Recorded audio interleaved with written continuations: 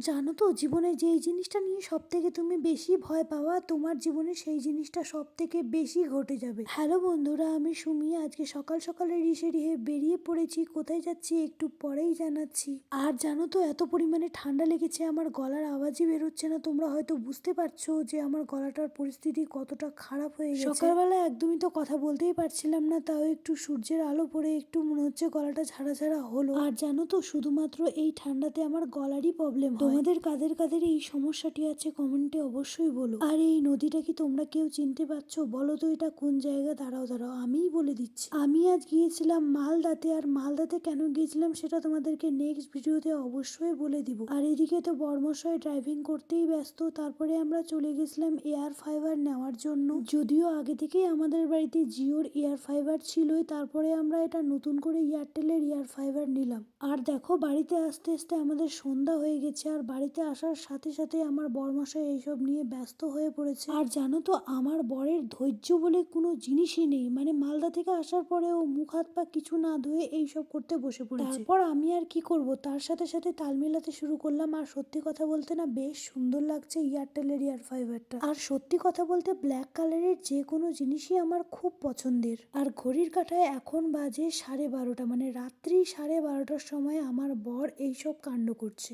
যাই হোক, এটা ছিল আমাদের এয়ারটেল এয়ার ফাইবারের নিউ লুক। কেমন হয়েছে কমেন্টে অবশ্যই বলো। টাটা।